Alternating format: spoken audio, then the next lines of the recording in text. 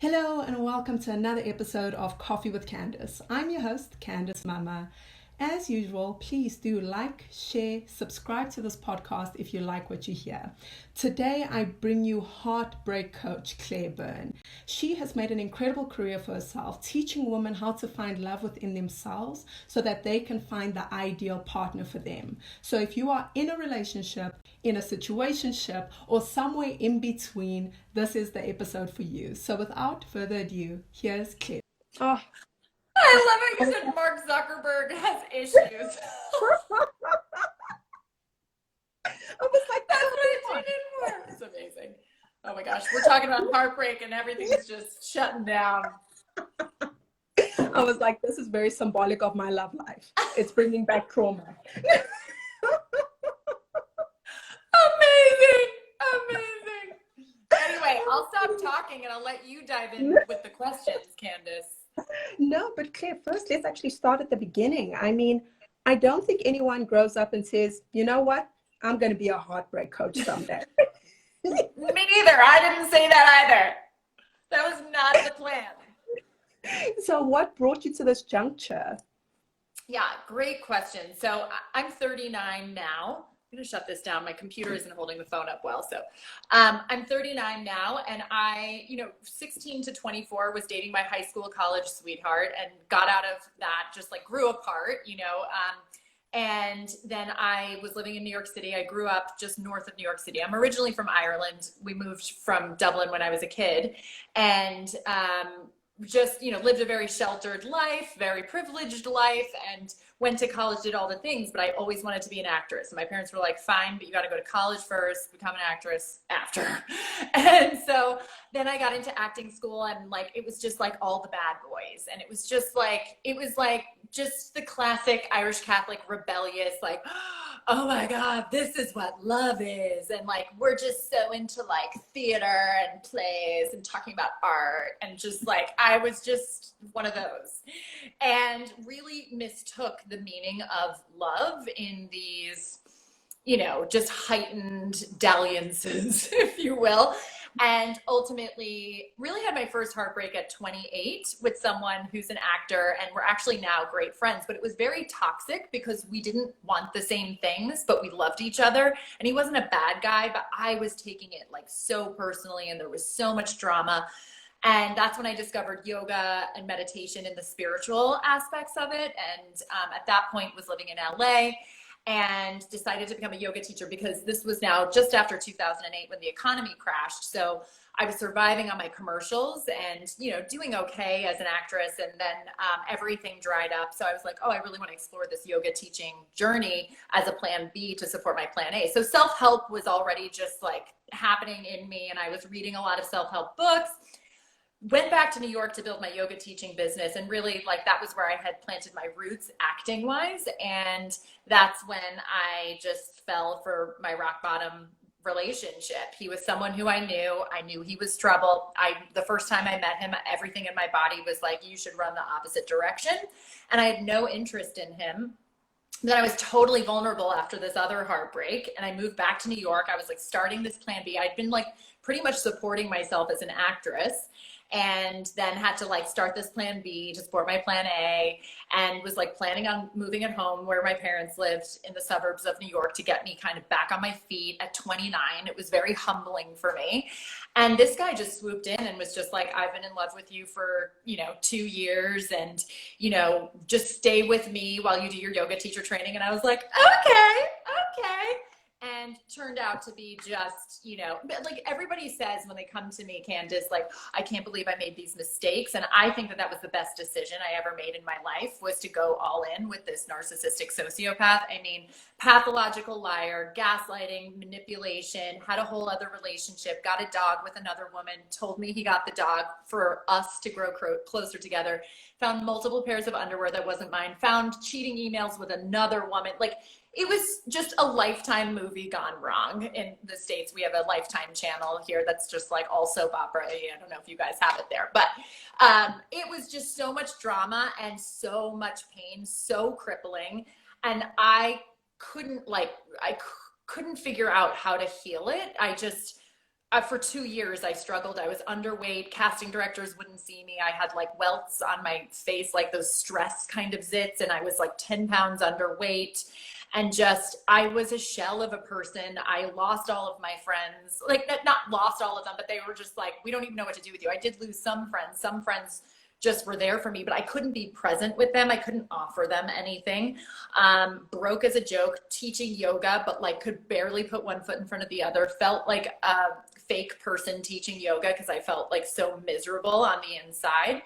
And ultimately went back to LA. I was like, I gotta get the F out of here. And found, finally, I tried so many therapists. None of that was like, in New York, it was just terrible. And then I finally found a godsend of a therapist. And we really worked because with yoga, right? Are you familiar with, do you practice yoga? I don't practice it, but I know yeah, principles. Yeah. Presence and watching your mind, right? And watching the thoughts and being with the thoughts and allowing the thoughts. And I was really good at that because I was a practicing yogi and meditator. But I said to this therapist, I'm so over watching them. I don't know what to do with them. I know I locate the pain in my heart center. I know that I wake up and my thoughts are loud and they're mean to me and they're angry at him and they're all consuming. And I watch them and I can tell you all of the thoughts. What I don't know how to do is to transform them. And I've been with this for just too long. And so she really taught me the power of being a compassionate witness to the thoughts. So the yogic philosophy is being a witness. What I was missing was, and I think the yogic philosophy does talk about compassionate witness, but my ears were like this, I guess. She was really pivotal for me with watching them and being okay and allowing them and noticing them and recognizing that they're not true. That was like a huge foundational step that we really spent a solid 2 years working on. And then I really started showing up for my friends in my acting class and friends around me because I was like finally starting to shift and grow and heal. And then from that, a few people were like, you should do something about this. And I really wasn't interested in therapy. I wasn't feeling passionate about healing trauma or addiction or mental health issues. I was like, I want to work with people like me who are just getting in their own way, but don't have like depression I felt very depressed in that rock bottom relationship, but it was like circumstantial depression, right? And so, sorry, this is such a long story, but I just sort of started to explore what life coaching is, and I got certified, and I became a coach 5 years ago, got my heart broken 3 years ago. But this time it was different because like I was attracting a higher level of a guy because I had done a lot of healing. So I truly believe like attracts like. He was still very unavailable though. And I now had the coaching tools. And so I was like, oh, wait a second. I've been looking outside of myself for the heartbreak solution. I'm going to be it was like born. Like I send that guy so much gratitude because he really inspired the birth of me deciding I'm going to go all in on heartbreak. I'm going to share my rock bottom story. I know so many women are going through this, and I have a solution that I don't think anybody else is talking about, which is giving yourself permission to grieve and also learning how to transform your story, learning how to transform your victim story to your heroine story, learning how to actually fall in love with you and not just like talk about self-help and self-love and this concept that's like, that's what I was so frustrated with, Candice, is that I was searching and searching and searching and searching. It was not for my lack of efforts. It was that there was no one out there saying, this is how you learn to love yourself. This is what loving yourself actually looks like. Here's the practices. And then when you start to really love yourself and then you put yourself out there in your dating life again, that's when you attract the right person. And I've done that. So that's really what I do with my clients. I help them heal their hearts, then fall in love with them. They have to hit pause. This is not going from healing your heart to finding love. This is healing your heart, finding love for yourself to then find the love of your life.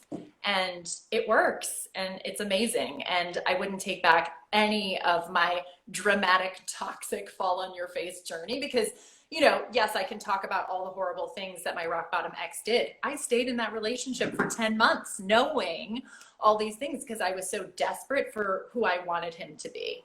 Right. So much. It's like I hear my clients' drama about the guy one time and it's in the beginning, and then I don't want to hear it. And then he did this, and then he did this, and then I don't care. That doesn't matter. What matters is you and your thoughts about you. And how can we shift this story away from him or her and bring it to you? And how do you want to change it? Because I just had a client just talk about, he disrespected me, this guy on a date. And her story about other men is that they disrespect her. And I'm like, it's just not a story that serves you. If we were out having a glass of wine, he disrespected you, I'd be like, oh my God, that, excuse my French, dick, he disrespected you, right? But like, she's carrying that story, and so she keeps attracting that guy. So we've got to diffuse it.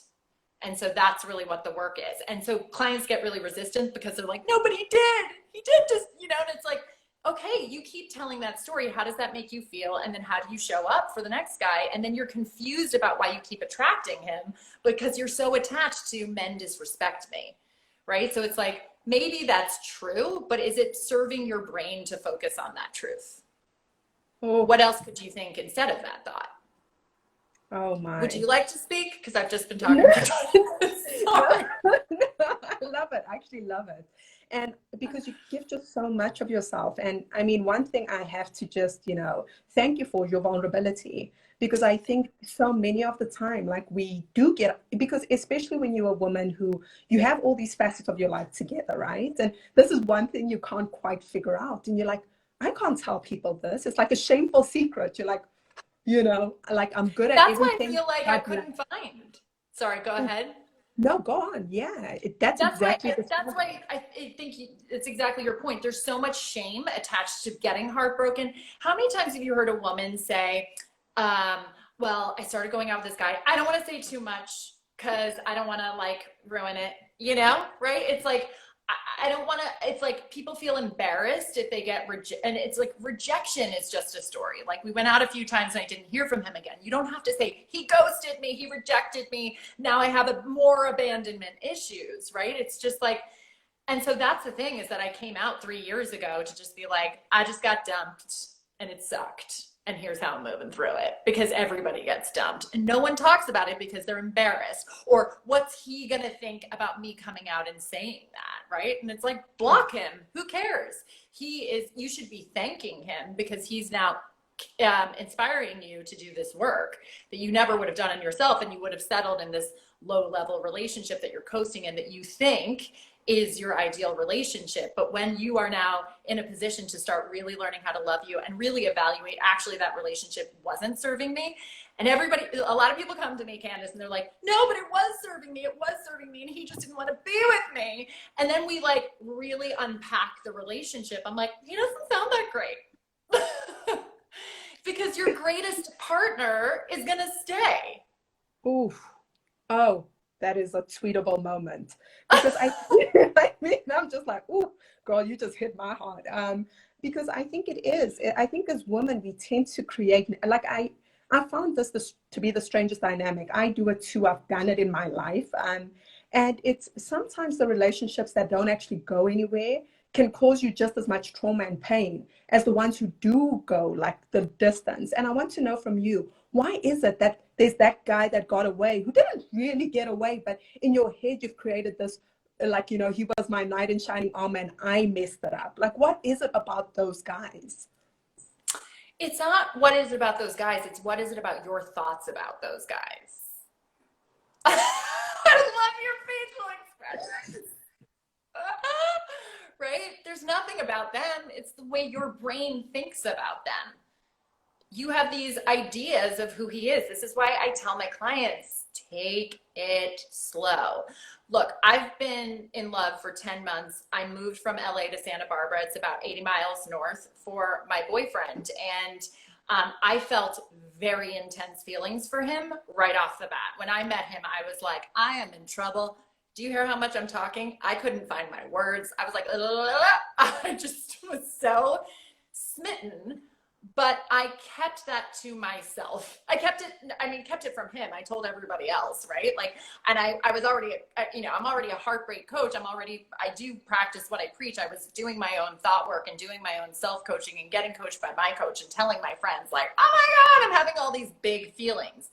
I don't think there's anything wrong with having the big feelings. I just think we need to check ourselves and say, but I don't know him or her that well yet. I feel all these things because I felt big feelings before, right? Like I felt big feelings for other people who it didn't work out with. But I was feeling big feelings for him. I did really see, I think he's different. He's a grown up. He had a grown up job.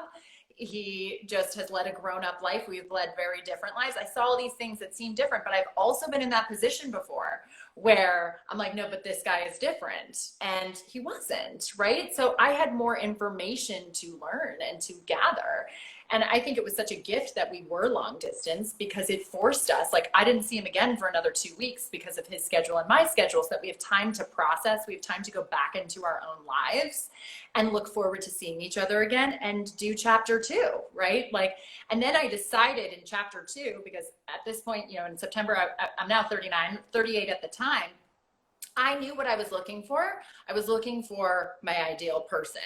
And his Bumble profile was very limited. It was like, it wasn't even his name. It was like 2 initials that aren't even his initials. I was like, Shady McShaderson over there. But, you know, as soon as we started talking, he told me his full name and was like very forthcoming. And, you know, I could Google him and see that he wasn't a murderer. So that he had that going for him. But, you know, I knew on the second weekend I had to ask him, what are you looking for? Because he didn't even check off like looking for a relationship. And that's a whole other can of worms, right? Like, what do you do and how do you evaluate on a profile? But there was something like, I'll table that, but that is a separate topic. But I wanted to ask him, and I felt really vulnerable being like, what is it that you are looking for? But I wanted to gather all of the information that I could. And of course he was like weird and shifting. He was like, isn't everybody looking for a relationship? And I'm like, absolutely not. I live in Los Angeles, the land of man children. No. So I'm not asking you to like want to be in a relationship with me after the second weekend that we're hanging out. I'm just making sure that you're not just like looking for some fun, because I'm not driving from LA to Santa Barbara for fun. Like, I'm looking for my person and I'm into you. And I felt comfortable because I knew that like he was very much, I felt like we were vibing, but we also weren't verbally expressing like, I like you so much, which I also think can be very misleading in the beginning. And I just had this happen with a client where the guy was on her, you know, and super into her and super expressive. And then he shifted after 3 weeks. It's like, you can feel these feelings, but check yourself. And what is your brain saying? And you get to manage your mind. Oh, my mind is like already picturing me walking down the aisle to him, but I actually only just spent 5 hours with him. Interesting. You don't have to judge or shame yourself. Just be like, oh, wow, I'm doing that. I can check myself and not act out of that place. Oh, you know, there's something so interesting that you touched on, and that I actually found was a common thread in almost all the questions. Yeah. And it comes down to, I find that with men, especially emotionally unavailable men, it's almost like they're a drug. There's some sort of like a drug-like quality to them. And I found myself, I had to call myself out on it as well. And I think it's only been like about 8 months that I've been doing the real work on myself. And there's an idea or an attachment you form to a man that you can fix, that my friends even called me Captain Save a Hoe. And so they're like, any man that's broken, call in Candice, she's going to come save him. And I was like, I don't do that. And then I realized that's exactly what I do. The more damage, the more scattered. I'm like, you don't know his potential. You know, oh my God, his potential is the best. Yeah. Yeah. I mean, been there, done that many times. Yeah, it's like, you know, at the same time, when we say he's emotionally unavailable and we think we're doing the work, I mean, Candice, I was pretty much single majority of my 30s. I was a yoga teacher till, 35. And then I became a life coach at 35. And I was like, but I keep attracting these emotionally unavailable men. There was something about me that was unavailable. Unavailable attracts unavailable. And the way that we break through that is we stop saying yes to unavailable. Like, we tell ourselves, I'm ready for a relationship, but you keep signing up for a guy who's flaking on plans. You don't hear from him for a few days. You're constantly guessing his interest. He's not available. Unless if you also have the opportunity to say, hey, I know we've only gone out a few times. I'm into you. I'd like to get to know you. Are you interested in pursuing this? Which I know takes balls, right? And get your answer and then be on your way, right? But like, I make it a math problem. You're telling me you want an ideal relationship to settle down with someone, and you went on a date with a guy 3 weeks ago who you haven't heard from, or he's reached out and he said, let's get together, and then he doesn't follow through. It doesn't sound to me like he's looking for what you're looking for, even if your heart is going, oh my God, right? And I was prepared. I'm telling you guys, lost my words, and I don't lose words because you can tell I can't shut up ever. I was so into my boyfriend now, but I was prepared. If he told me he was looking for something casual, I was prepared to say, it was so nice meeting you. I got to drive back to LA, and thank you for your honesty. You're not a dick if you don't want to date me or you don't want the same things. I just know my heart is doing this, and I am fooling myself if I think that someone who's directly telling me he's looking for something casual is going to change. And look, we all hear stories that it happens. I'm just not interested in seeing if maybe that will. If I'm ready to put myself out there and find my person, and like attracts like, my person is out there looking for me as well. Oh, I love that. So I want to get into some questions that people have sent through. So one of the questions is, this young woman is in a situation where this guy, she met him a couple of years ago, and basically what he does is he comes into her life in waves, and he'll do a grand gesture, then almost fall off the face of the planet, then do a grand gesture, then fall off the face of the planet. So what is the question? Don't we know the answer already? Do we, Claire? Do we? And she wants to know, she says that she feels like he's got really strong feelings, and she thinks it's destiny because she believes in soulmates and that kind of thing. And she wants to know, like, how does she approach him? Because she's not sure if they're really friends right now or if he's, her soulmate. Ask him. I really, up to you if you want to be vulnerable to say, I think we're soulmates. I don't know the guy, and I don't know all the details. So I can't say if you want to say that, but I would probably go in with, look, you've been in and out of my life. I have very strong feelings for you. I would like to pursue this. If you're not interested in looking for something that I'm looking for, then let's cut off contact. This is who I am, and this is what I want. I don't want someone coming in and out. I don't want to experience the high of you coming in and then the low.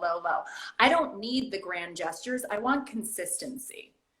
That's what she wants, right? And she thinks she wants it from him. And that's where we F with our minds, right? We think, he's my person, but if he's just coming in and out. But here's the deal. It sounds to me like she has not had the direct conversation. So have the direct conversation, but be prepared. If he says, this is the way I am, and this is the way I, breeze in and out, then be prepared to walk away. Look, your thoughts create your results. This is my whole coaching approach. Your thoughts create your results. If the result that you want is to find the lover of your dreams, man or woman of your dreams, and what is that to you? Is it someone being consistent in your life? Right? Or is it someone who's saying, I'm into you, but I'm breezing in and out? Get clear on what that picture is. It sounds to me that's not her picture. She wants him consistently in her life. And if it's not him, if he doesn't want that, then bye. And then you do the grieving work of wow, I'm really cutting him out. And it's super painful. And that is the work, but you're clearing the space for the right person. And I know the thought, everybody says this to me, no one understands me the way he understands me. No one makes me feel the way he makes me feel. I've seen it all, said it all, done it all, heard it all.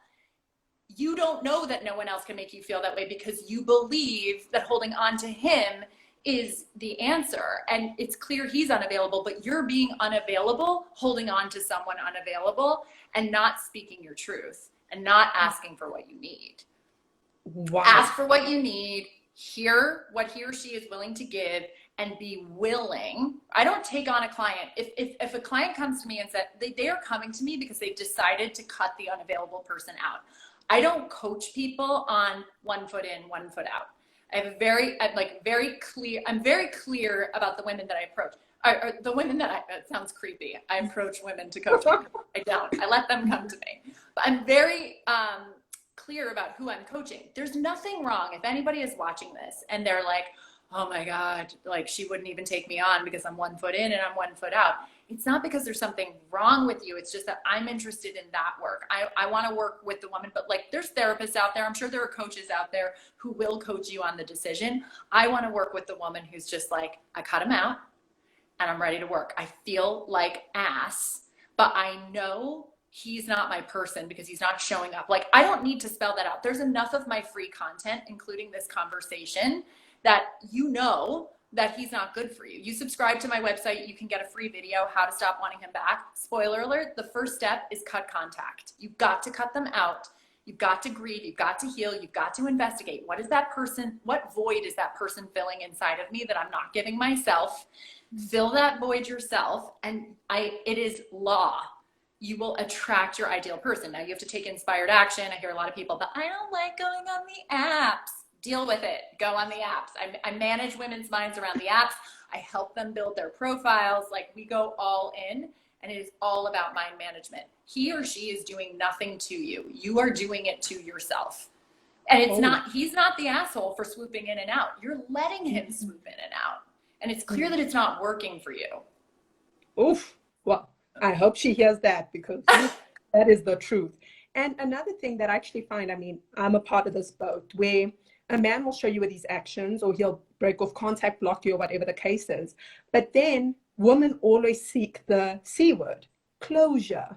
What is it about such a good question. Who wants closure? So this is a great question. And a client blew my mind with this. Totally. Everybody wants closure, right? Now, don't you think, right? Here's the obvious coaching. He gave you your closure by cutting you out, right? But I had a client where she was really struggling with this guy she was with for a year, lived together, and he really just like cut her out, it felt very cold, very painful to her, and she really struggled with the loss and really struggled with the lack of closure, even though 100% he gave it to her, right? But the thought that she had, right? Remember, thoughts create results. And she said, I know I should feel closure because of what he did, but I don't. And I said, so that's actually the more painful thought. Can you be with the discomfort of feeling like you don't have closure? So before you even, because some people are resistant to the belief that they don't have closure, right? He gave you closure. Your brain believes you need more information and that him cutting you out is not enough. That's just a thought. Him cutting me out is not enough. I need more information. I just want to say one more thing to him, right? That's what the brain says. And so can you be with that? That this is the work. This is the watching the thoughts as a compassionate witness. Instead of, yes, my job is to help them transform those thoughts. But when you're so triggered and you're in so much pain and it's so visceral and it's so stubborn and those thoughts are so loud, this is one of the hard parts of the work, is to say, oh, wow, my brain just really thinks it needs closure. So I'm just going to watch it. I feel anxiety in my heart because I've had that story so many times. I'm going to watch that story and breathe through it and not act on it. And when I'm ready, right, there's always a softening when you meet yourself where you're at, right? When I'm ready, I can take pen to paper and I can do thought work on how is it not true? How is it not true that I need more closure? And then train your brain to look for evidence to support that, oh, wait, maybe it's true that I already have closure, right? Like maybe I already do. And like, then you really, that's the work, committing your brain to a different story. But when it's so loud, so raw, so painful, be with the thought, I need closure. Wow. Sure. And I think that makes so much sense to me, because I think sometimes closure, or the idea of closure, keeps that person in your space, right? It keeps them in your orbit in some way, especially when you're not ready to release. Because let's be honest, a guy can be terrible and you still need them like you need your drug. You need that, like, you know, even if it is for them to just come in and out and be like, I'm sorry. Because closure just says, oh, yeah, I want them to apologize. Oh, yeah, that satisfaction. It's like crack cocaine. Not that I've ever done crack cocaine. But yeah, for sure. But even this whole like idea of the drug, I think you raise a great point there. It's like, you know, how another great question besides how is it true that I don't need closure, when you're ready to ask that question, what is it that I'm craving from him that I'm not giving myself? And again, answering that question doesn't mean, and now I'm going to go out and give it to myself. It's just, I'm going to be a curious witness to my brain without needing to fix, fidget, or manipulate and come to the solution. I'm just observing, I'm just exploring, I'm just asking questions, I'm just opening up my mind. I'm not trying to go from that pang. It's so crazy. I'm feeling this anxious pang because I know that feeling so well. And when you like go back to it, and usually when I'm coaching people, I don't take it on, but I'm like going there right now, and that anxious pang and that like, oh, that shooting feeling down your stomach, and all you want is him to call you or text you or wrap up on you or smell him to just make that go away and give yourself that relief. How is it true that I could possibly be starting to give that to myself? That doesn't mean I have to go out and do it. I'm just exploring.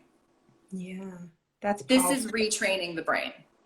And here's the deal. People don't want to do it. They want, you know, some people might be watching, and thank you all for watching and listening, right? Like they want a quicker fix. They want me to give them the answer that's either going to make him come back or just like, I'm going to immediately feel better. That's why I require 6 months at a time with my clients, because this is a process.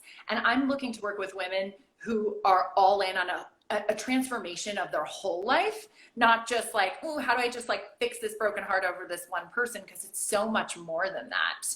And then you start realizing that your brain starts like looking at the way you show up on your job or in your friendships or family relationships. There's always a huge shift in family relationships, not surprisingly, right? Because I think a lot of our love life stories stem from childhood, right? So, you know, this is really like, how committed, I have a recent episode of my podcast, how committed are you to the work? Are you willing to get up every single morning and look at your thoughts and not feel shame about them and investigate them and believe that this work works? You have to believe that the work works, and you have to be patient, and you have to show up. And like I did thought work this morning, and I've had like a little bit of an interesting couple of days personally, not with my partner, but just there's been like lots going on. And I just said to him this morning, you know, I'm just anxious, and these are all the reasons why. And I didn't walk away from my mind management self-coaching. I self-coach every morning. I didn't walk away being like, oh, I was like, yeah, there's a lot going on right now, and I'm anxious, and I'm calling it out, but I have a session with my coach tomorrow. I've got things to do, Candice to talk to, people to coach. And I'm just going to like be with it and observe it and talk about it, but I don't have to like fix it all and come up with a solution and feel better. Like Brooke Castillo, one of the leaders and thought leaders and coaches that I have been studying and follow, she talks about how life is 50% negative and 50% positive. Like I am with the love of my life. My business is thriving on a level that it never has before. I'm the busiest I've ever been before in a pandemic. I feel so freaking blessed, and I feel like I've come so far in my life. And this morning I was like, right? Like it's just life, and that will keep happening. And when you up level your life, and I had major drama, a couple like transitioning from Santa Barbara or from LA to Santa Barbara. And I had old residual thoughts of like the other shoe dropping with my partner, because I've been so used to being in lack in my love life.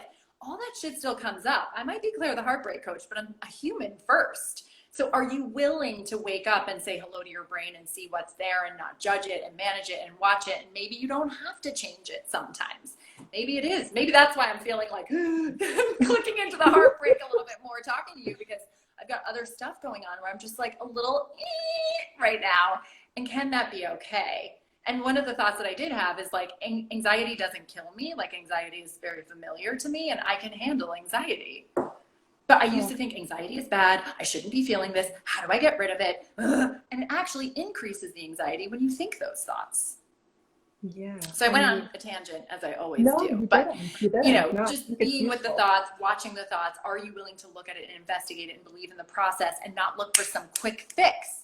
I also say heartbreak, healing your heartbreak is not a linear process. Usually my clients come to me and they're like, I'm investing in you and I feel so good. And like the first few sessions, they're like moving and shaking and they're sending me their thought model work and they're just like, oh, and then shit happens. Life happens. You know, they hear from the ex because they've moved forward, and the exes always smell when you start moving forward. They do. They're like sharks. It's like, ooh, is that happiness I smell? Ooh, Yeah. let me resurrect from the grave and just go and inconvenience her life quickly. No. No, but Claire, thank you so much for being vulnerable and just sharing that with us. Because I think in the line of work you in, people would just automatically assume that you just got your life on lock. They look at your Instagram, you're posting these cute ass pictures, and they're like, she's with the love of her life, her business is thriving. What does she have to be sad about? What does she have to be anxious about? I talk about it all the time. I mean, I do post on Instagram, and like I get hate emails, and like I've shared like, hey, my feelings get hurt when I get hate emails. I'm better about it now, but when I was like going through that rough patch, I was also receiving like hate emails on things, and you know, and it's just, yeah, I try to be as transparent as I can be, because I'm not selling 100% bliss and happiness. I'm just selling your most up-leveled life, and that you can create the most amazing love life, and you can just be really content as a single woman, no matter what age you are. And you can just create anything you want with your mind. But that does not mean that curveballs don't get thrown your way. And that does not mean that life isn't challenging. And I can safely say I would not choose any other partner, and I'm so glad that I moved here. But again, like shit just has come up, and us moving through that shit, because I'm vulnerable with him and real with myself and I investigate, it actually ends up making us that much closer and our relationship that much more up leveled. So it's all worth it for sure. And honestly, I think being that transparent, I just had the biggest month in my business in July, because I'm like, I'm not lying or sugarcoating, but I am also living my best life. But I'm not afraid of my negative emotion. That's key. I love that. I love that. So, Claire, another thing that came up quite frequently was the good guy, right? So there's this Boring. I picked. We scratch him. No. But there was this theme of why are women sometimes not attracted to the quote unquote good guy, where this guy's like, I will give you my heart on a silver platter. And you're like, I don't want your heart on a silver platter. I want his heart on a silver platter. Yeah. But again, your thoughts, because guess what? The guy who broke my heart 3 years ago was a good guy. He was also a guy who was 37 at the time and told me he broke up with every single woman he had ever been with. And he was a good guy, right? Like he came from a nice family. He was honest with me. He was direct about things. You know, ultimately, when I look back, I'm like, was he a good guy? And I really managed my mind to get on board with the good guy. I didn't feel for him what I felt when I met my now boyfriend, but I was like, there's something there. He's cute. I'm going to try this out. And then I ended up really falling for him, and he ended up breaking my heart. So I would say at the end of the day, like, you know, what I would do with a client is like, he's such a good guy. And how do you feel about the good guy? It sounds like you're feeling turned off. And so I would investigate why. I also think women put a lot of pressure on themselves. I see this really a lot with my clients. They come to me because the bad guy broke their heart, right? And I say that with air quotes, because bad guy is still also just a thought. But they come to me and then they start to really open them. I encourage them, and we do a lot of work to open themselves up to the good guy. And then their thought is, I should be open to the good guy. What if you're not into that one good guy, and you also know that the bad guy that you're like pulled towards is also not your guy? It doesn't have to be either or. And I feel like, you know, if you really I would be curious about the people who ask that question. Is it like the bad guy versus the good guy? Or is it like, have you gone out with 10 good guys and you're just like, I just don't like good guys? I would imagine that they're really just talking about one or two good guys that they haven't been into, and then they think that they need to revert back to the other one. It's like, no, just the result that you're going for is this kind of a person. You probably want to feel chemistry. I encourage people to not get nitty gritty about he needs to be 6 feet tall, blonde hair, blue eyes. Like, just, it's a feeling that you would feel when you're with him.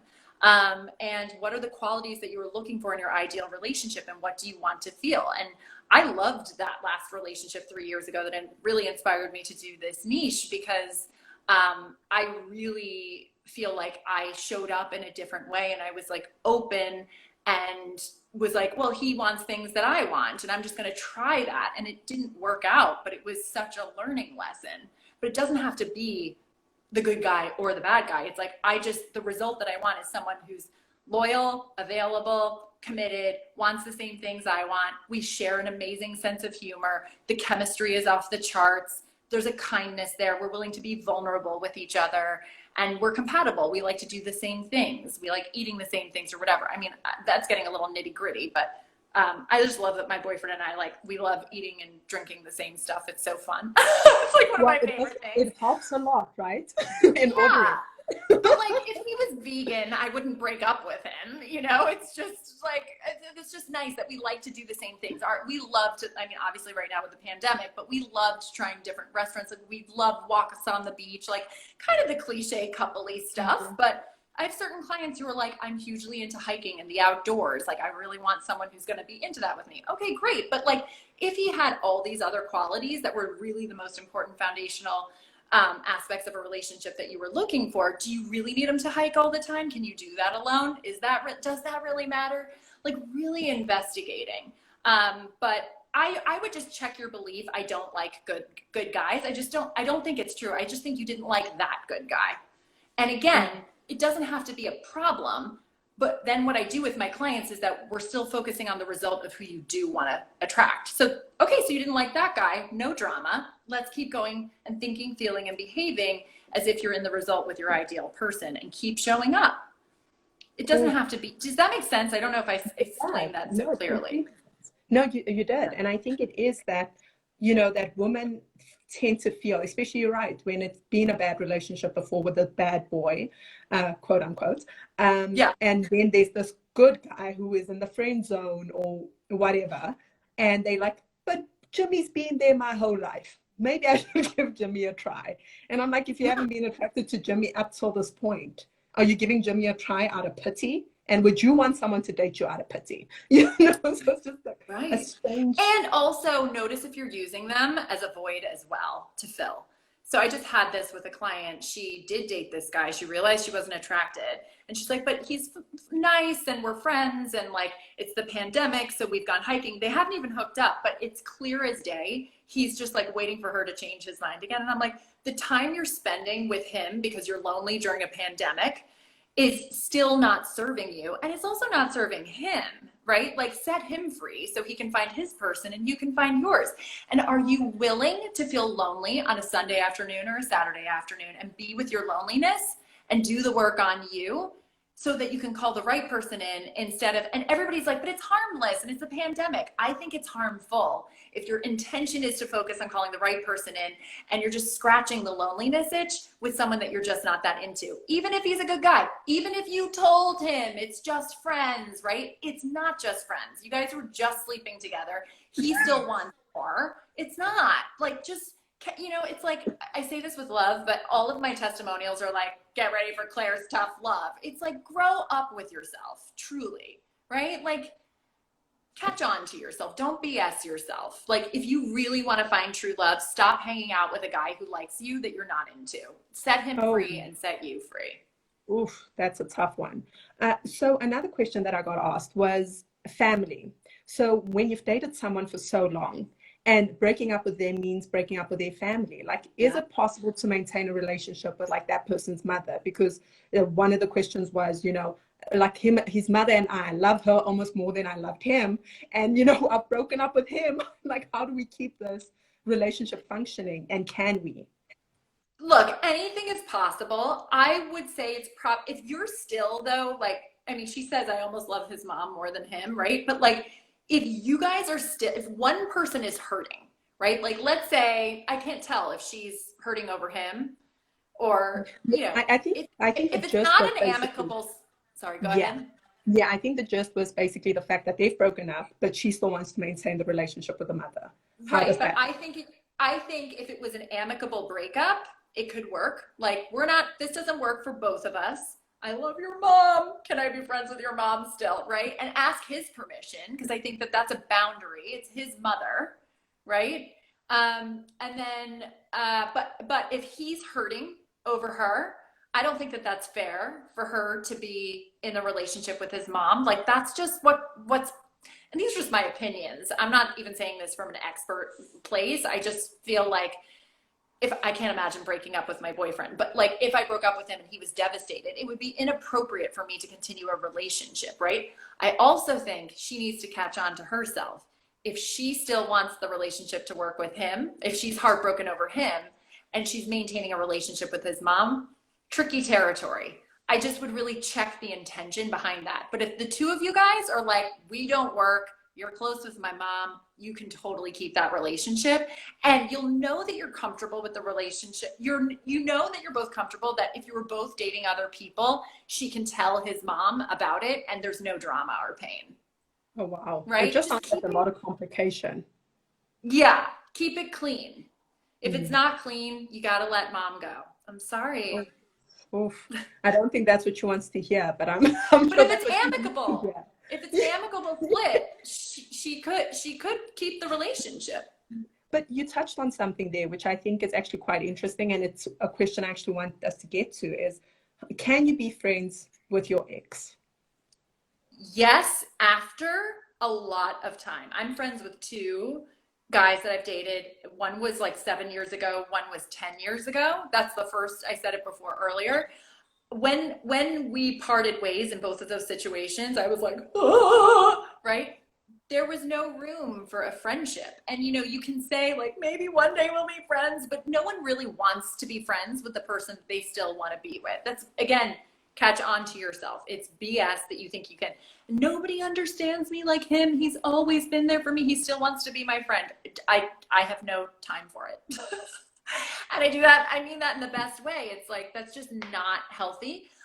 My two exes that I have circled back and you know, have lovely friendships with, those happened organically through like, we shared friends, and, you know, one is an actor. And so we would cross paths, and it just organically. And like, you know, I met my boyfriend and I live in Santa Barbara now. And like, my point is, if either of those guys were in Santa Barbara, 100% we'd all be going out for drinks. Like, there's no secret to my partner that I'm friends with two dudes that I've dated, right? And it's so clean that I talk about my partner with them. They tell me about who they're dating. It's like so clean, and they happen organically years after the split. So it's possible 100%, but I do not believe in transitioning to a friendship right after the relationship ends. It's like an extended relationship. It's like we're going to stop sleeping together, but we're going to tell each other our deepest, darkest secrets. Like, no. Totally. And what do you think about platonic friendships? Like, in terms of, you know, you spoke about, you know, you friends with your exes. What if you get into a relationship with a partner who's like, you've got way too many male friends. I know some of them are into you. I can't handle that. Like, what do you think about situations like that? I actually thought about it with my partner when I was like explaining I'm friends with two of my exes, because he kind of is with one, but like I would say I probably am more friendly with my two. I feel like, you know, with my history of being cheated on and going through really emotionally abusive relationships, my partner, he's had his own stuff in his past. I thought about like, ooh, would he not be comfortable with this? Right. But like, I want to be in a partnership with someone where there's no secrets, and that I'm not his mom giving him permission to be in friendships with exes or not, right? That's not my job. I would be concerned if he was friends with like tons of women. I just think that that's a little bit weird. And then my friend, and like, if I'm not meeting these women, I'd be like, that's a little weird. And I feel like vice versa. But I think it's just an open, honest conversation. But I'm never going to tell my partner who he can and can't be friends with. But the most important thing here is that like, I 100% trust him. And when we had that conversation, I'm like, is it weird for you or whatever? He was like, no, because I totally trust you.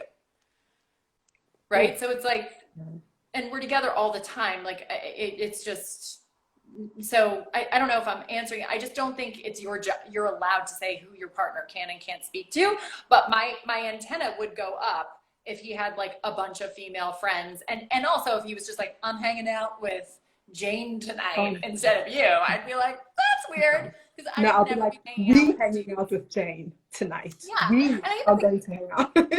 yeah, exactly.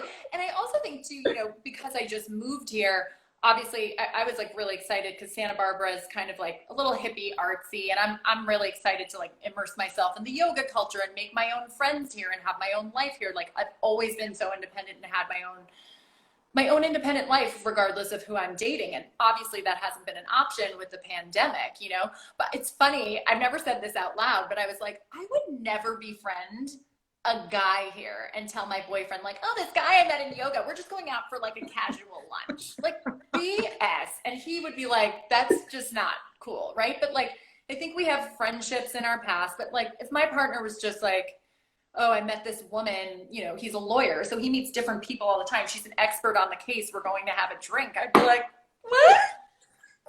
So it's a fine line, right? It's just, there's a trust, but you got to respect. And I just think people, if I'm hanging out with a single person of the opposite sex as like a new friend after I've been in my relationship, I personally am not comfortable with that. But you guys just have to get on, you guys have to get on the same page about what works for you two in a relationship. Oh, Claire, I hate that I have to close this call, but I hate it. I could speak to you forever. Me too. I think you've got so much wisdom, and you're just so, you're so giving of that wisdom. So thank you. I just want to close it on one thing. Like, what's one piece of advice that you wish you had? Like, when you were 18, like if you as Claire today went back to 18-year-old Claire, what would you say? It's so fun. That's a great question, Candice. And I think, when you hear, like, I remember, you hear these things and you see them on social media, like a letter to my 25-year-old self, right? But I remember being in my early 20s and people saying that and like hearing that. And I thought that I had it all figured out, but I was angry. Like if I look at pictures from me from college, my eyes are like so much smaller. They're a little bit duller. I see that I'm not a happy person, and I didn't even know that I wasn't a happy person. So I would just say to every single human on the planet, hire a coach or a therapist and talk about your stuff. Just talk about your stuff. Like get help. Everybody needs to consciously spew their stuff. I think and find someone really good. And even because I didn't think there was anything wrong, but I was always in high drama with my high school college sweetheart. And it wasn't because of him. It was totally because of me. And I just was like a miserable person. I picked fights with my friends. I was always like super stressed and like overloaded on work and college. And I just don't think that I was a happy person. And I didn't even realize that. And so I think for me specifically, so if I'm talking to my 18-year-old self, like go talk to someone and talk about your feelings and talk about your pain and talk about your anger and talk about your thoughts. And really, I want every person to know that your thoughts aren't facts. Your thoughts create your reality. And you can be a student of that work and blow your own freaking mind. I was supposed to learn this work exactly when I did to be where I am now. But I feel like I'd be freaking president of the United States if I had this stuff at 18. No, I wouldn't. But you know what I mean. It would still be better than what we have. Girl, I'm like, go run. That's not saying much. Claire, it has honestly been such an honor meeting you, speaking to you. Beautiful inside and out. And I've just loved this time. So thank you. Talking, Candice, this was so much fun. And I see Rebecca Howe coaching a dear love in my life, watching and commenting. So hi to her and hi to everybody. And thank you all so much for listening. These questions were amazing questions. So awesome. I am so appreciative of you having me. And you are just such a gorgeous ray of light on the inside and out. So this was so much fun. And how cool about technology. I'm in California. You're in South Africa. It's amazing, right? Look at us connecting. Look at us. I love it so much. So much. Well, thank you so much. I have to speak to you again, but thank you. Take care. Bye. Thank you, Candice. Bye. This was such a fun episode to make and to just hear Claire's incredible insight. I know I'm going to be applying some of these tips and tricks because you know what? Your girl needs them. So as usual, please like, share, subscribe so we can reach more people. And I look forward to bringing you our next guest.